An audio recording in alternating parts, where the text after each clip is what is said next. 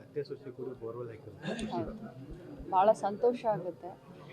ಗದಗ ಜಿಲ್ಲೆ ಗಜೇಂದ್ರಗಢದಲ್ಲಿ ಅತ್ತೆ ಸೊಸೆ ಮೊದಲೇ ಹೇಳ್ತಾ ಇದ್ರು, ಅತ್ತೆಗೆ ಕೊಡ್ತೀರಾ ಗೃಹಲಕ್ಷ್ಮಿ ದುಡ್ಡನ್ನ ಅಥವಾ ಸೊಸೆಗೆ ಕೊಡ್ತೀರಾ ಅಂತ. ಅಲ್ಲಿನೇ ಜಗಳ ಹಚ್ಚೋಕೆ ನೋಡಿದ್ರು ವಿರೋಧ ಪಕ್ಷದವರು. ಆದರೆ ಅತ್ತೆ ಸೊಸೆ ಇಬ್ಬರು ಕೂಡಿಟ್ಟ ಹಣವನ್ನು ಇವತ್ತು ಬೋರ್ವೆಲ್ ಹೊಡೆಸಿ ಆ ಬೋರ್ನಿಂದ ನೀರು ಹತ್ತಿ ಆ ನೀರಿನಿಂದ ವ್ಯವಸಾಯದಲ್ಲಿ ಅಭಿವೃದ್ಧಿಯನ್ನು ಮಾಡಿಕೊಂಡು ದುಡ್ಡನ್ನು ಸಂಪಾದನೆ ಮಾಡಲಿಕ್ಕೆ ಭಾಳ ಆದರ್ಶವಾದಿಗಳಾಗಿದ್ದಾರೆ. ನಾನು ಉಳಿದ ಎಲ್ಲ ಯಜಮಾನಿಗಳಿಗೆ ಗೃಹಲಕ್ಷ್ಮಿಗೆ ನೀವು 2,000 ಏನು ಜಾಸ್ತಿ ಅಲ್ಲ ತಿಂಗಳಿಗೆ ಹಾಕ್ತಾ ಇರೋದು, ಬಟ್ ತಮಗೆಲ್ಲರಿಗೂ ಅನುಕೂಲ ಆಗಲಿ ಅಂತ ಸರ್ಕಾರ ಕೊಡ್ತಾ ಇದೆ.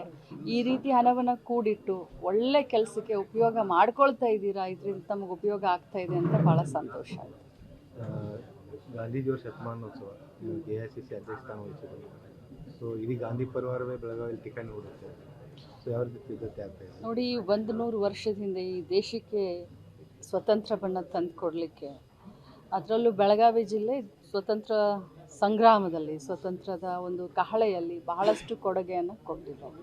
ಸೊ ಗಾಂಧೀಜಿಯವರು ಈ ಭಾಗದಲ್ಲಿ ಬಂದು 5-6 ದಿನ ಇದ್ದು ಒಂದು ಜನರಲ್ಲಿ ದೇಶ ಭಕ್ತಿ ಮತ್ತು ದೇಶ ಸ್ವತಂತ್ರದ ಬಗ್ಗೆ ಇದನ್ನು ಮೂಡಿಸ್ಲಿಕ್ಕೆ, ಅರಿವನ್ನು ಮೂಡಿಸ್ಲಿಕ್ಕೆ ಇಲ್ಲಿ ಕಾಂಗ್ರೆಸ್ನ ಮಹಾ ಅಧಿವೇಶನ ಆಯಿತು. ಗಾಂಧೀಜಿಯವರು ತಮ್ಮ ಜೀವನದಲ್ಲಿ ಕಾಂಗ್ರೆಸ್ ಅಧಿವೇಶನದಲ್ಲಿ ಅಧ್ಯಕ್ಷರಾಗಿದ್ದು, AICC ಅಧ್ಯಕ್ಷರಾಗಿದ್ದು ಬೆಳಗಾಂದಲ್ಲಿನೇ. ಅದು ಮೊದಲನೇ ಬಾರಿಗೆ.